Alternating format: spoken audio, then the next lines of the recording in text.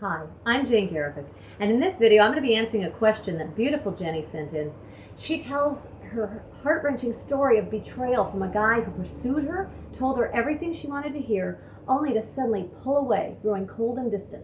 So what happened? Well, here's her story. Okay, well here I am in my late 40s, and I was discarded by my husband 3 years ago.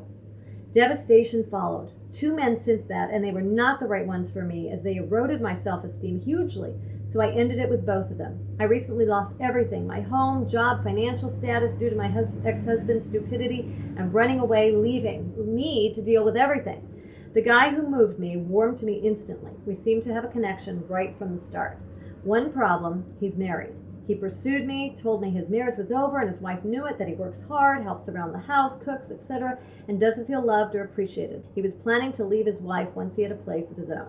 I told him I wasn't going to be the cause of his marriage failure, as I knew exactly how that felt, having had it done to me. He assured me it was over and he was just living under the same roof. We got talking, saw each other a few times since he lived right around the corner from me on the same road. He always said he was protecting me, as he didn't want me to be blamed for his leaving. He left his wife about a month and a half ago and got his own place. Since that day, he turned cold. No more I love yous or I miss yous, etc. Went from messaging every hour to every 10 hours or more. Silent treatment. I confronted him, asking what I'd done wrong and what I'd done to upset him. All I got back was, how do I mean? How is he treating me bad? He has lots on his mind and things to sort out. He told me he has a lot of female friends, and did I have a problem with that? Friends and only that? He said he didn't see them or sleep with them, but talked generally. He said he didn't see a problem. He would, I guess. From then I saw him once and stayed with him the night, and last week he told me he just wants us to be friends for now, as he has a lot to sort out in his head, which is all over the place. He is confused and feels I deserve more than he can offer. He asked if I can handle being friends for now. I am left feeling so devastated and hurt for being dropped like a hot brick in that way. He was talking about making sure I never struggled again, would look after me, even talked about marriage and getting me a ring. By the way, this relationship was since May of this year. I have cried so many tears and have not left the house for 2 weeks. Just don't know what to do. Worst of all, my 18-year-old daughter warned me, said she saw this coming. Feel so stupid, used and naive.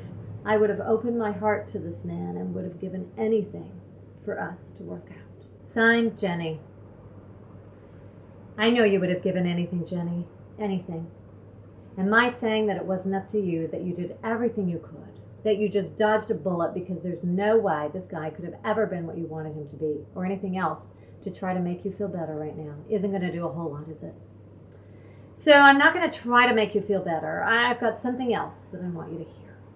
First of all, I want to back up and set the record straight for you. You were never discarded by your ex-husband. Never. He obviously had his own issues, his own stuff to deal with, and had no clue how to be with someone like you in the long term.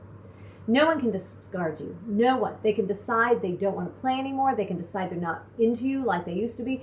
They can choose to let you go. They can choose to walk away and say goodbye. But every one of those decisions is about them and their own choices that reflect who they are and not about you. Second, you haven't been dropped like a hot brick. The language we use to communicate with ourselves is so important to how we see ourselves. So I want you to start listening to the words you use and the tone you set for yourself when you're talking about you. You should have dropped him like a hot brick from the start. He was married and he told you such a lie. But I don't want you to use this as one more thing to beat yourself up about. So instead, I want you to repeat these words to yourself. You did the best you could with what you knew at the time, period. What I'm hearing from you here, Jenny, is all about blame and shame and all kinds of things you're doing to yourself. Don't automatically assume you've done something wrong or you've done something to upset him that would warrant anyone giving you that silent treatment.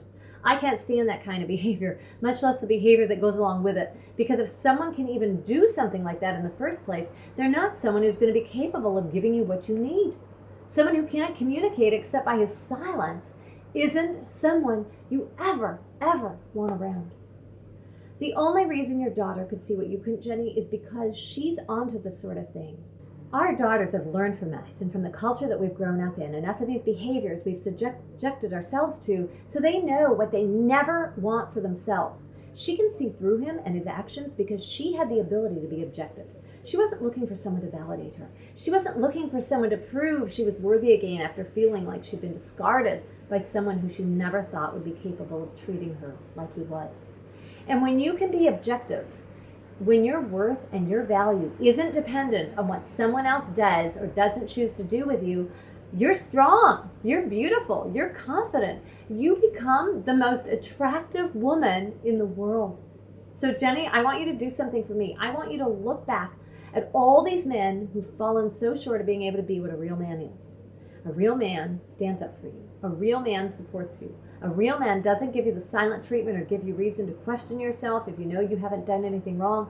A real man doesn't leave you with the feeling that you've been discarded because he's built up a pattern of giving you reasons to feel less than the entire time you've been with him.